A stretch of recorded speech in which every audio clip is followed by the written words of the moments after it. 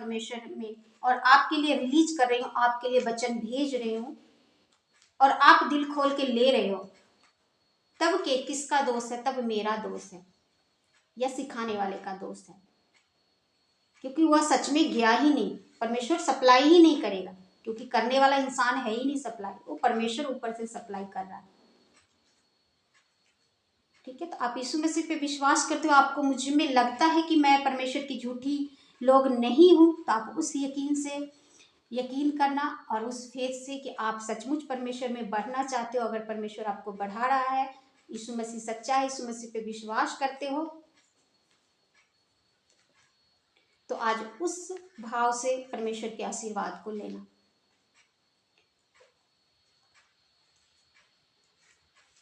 आप यीशु मसीह में और बढ़ोगे और जानोगे, तो आपके आगे और परमेश्वर सच्चाई खोलेगा,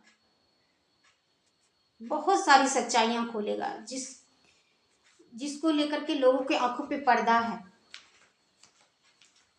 कुछ तो सच को सुनना नहीं चाहते, सुनना ही नहीं चाहते, सीधे इनकार कर देते हैं कि नहीं आप गलत हो, हम सही है।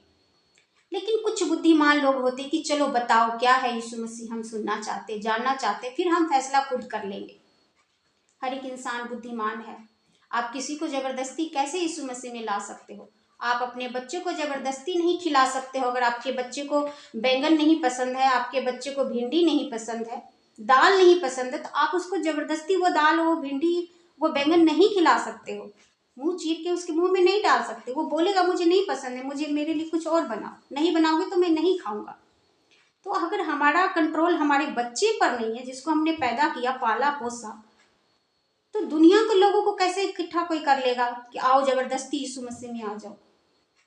यहाँ कोई जबरदस्ती नहीं आता, अपने मन से आता है, सच्चाई को जान के आता है। और यीशु मसीह कहता है मैं सच हूं। अगर तुम सच को ढूंढ रहे हो तो वो मैं हूं।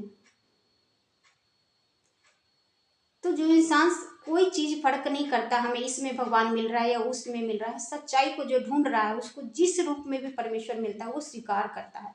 चाहे अब दुनिया के लोग हमें कुछ भी बोले, हमें परवाह नहीं होता है, क्योंकि हमने सच को जान लिया, हमने सच को जान लिया है।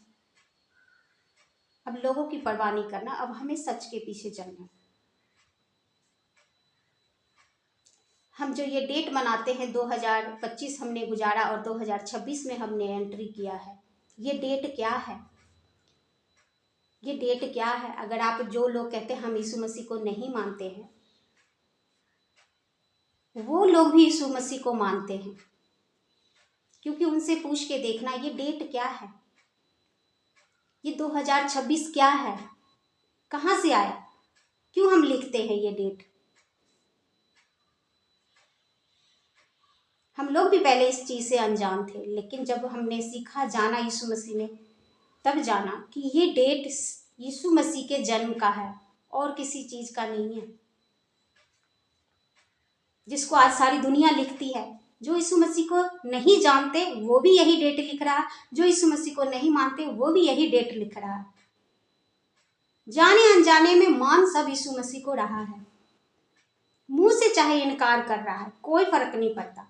अगर आपका बच्चा आपका इनकार कर रहा है कि आप मेरे माता पिता नहीं हो, तो क्या करोगे आप? कौन सा प्रूफ दोगे उसको?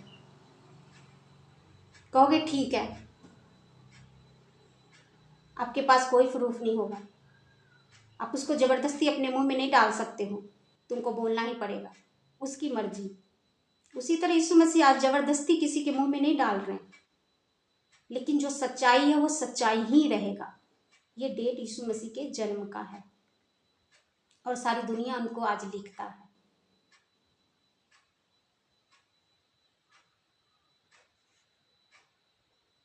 आप पूरी पढ़ेंगे, जब माँ मरियम गर्भवती थी तो ये डेट लिखा गया था, तब से ये डेट चलता आ रहा है।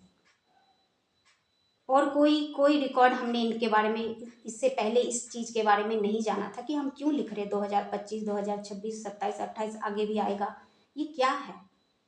ये तब से डेट लिखा गया है।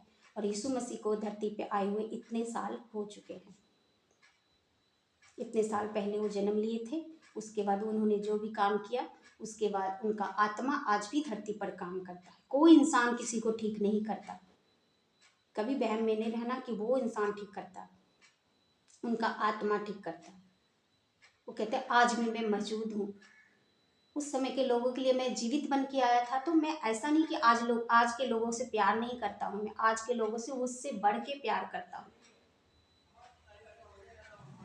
क्योंकि इतने विश्वासी उस समय नहीं थे जितने आज हैं धरती पर। यीशु मसीह खुद धरती पर आ चुके थे, लेकिन फिर भी लोगों को विश्वास नहीं हो रहा था, इतने लोग नहीं थे परमेश्वर में, विश्वास में।